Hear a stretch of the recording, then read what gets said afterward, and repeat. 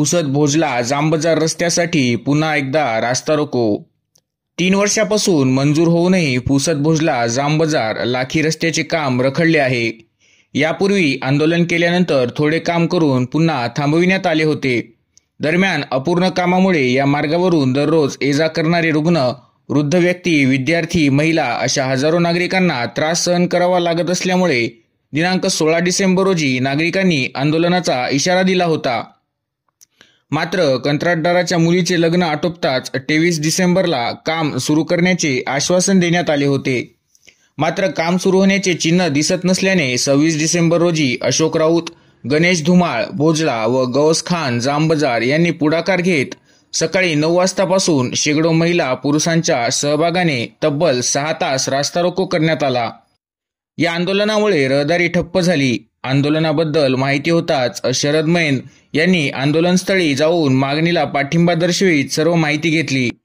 दरम्यान कार्यकारी अभियंता कार्यालय, सार्वजनिक बांधकाम विभाग पुसद यांच्या वतीने अशोक विठ्ठलराव राऊत यांच्या स्वाक्षरीने पत्र पाठवित जिल्हा सीमेपर्यंत रस्त्याचे उर्वरित काम दिनांक 27/12/2024 पासून सुरू करून लवकरात लवकर पूर्ण करण्यात येईल, तरी सदर रस्त्यावरील रास्ता रोको आंदोलन मागे घ्यावे अशी विनंती करण्यात आली होती।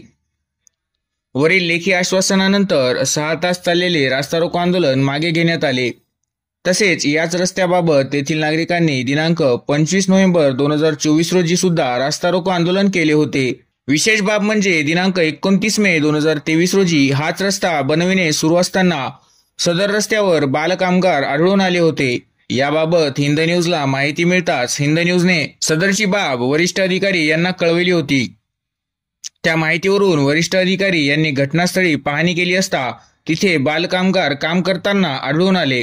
यानंतर संबंधित कंत्राटदार संजय चिद्दरवार याच्या विरुद्ध वसंतनगर पोलीस स्टेशन येथे भांडवीचे कलम 374 सह बाल न्याय, मुलांची काळजी व संरक्षण अधिनियम 2015 चे कलम 75 व 79 नुसार गुन्हा नोंद करण्यात आला होता।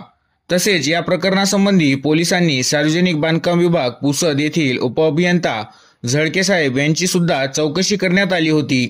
परंतु सदर कंत्राटदारावर एवढ्या गंभीर स्वरूपाचे गुन्हे दाखल असताना सुद्धा आता त्याच रस्त्याचे काम सार्वजनिक बांधकाम विभागाने त्याच कंत्राटदाराला देण्याचे नेमके कारण काय हे मात्र समजू शकले नाही। आता संबंधित कंत्राटदाराने सदर रस्त्याचे काम सुरू करताना रस्त्याची संपूर्ण माहिती, रस्त्याची किंमत, किती वर्षे रस्ता टिकेल याची माहिती, तसेच संबंधित देखरेख करणारा इंजिनियर यांच्या माहितीचा एक फलक रस्त्यावर लावण्यात यावा। तसेच सदर रस्ता बनत असताना संबंधित ठेकेदाराने स्वतः तिथे हजर राहून काम करून घ्यावे।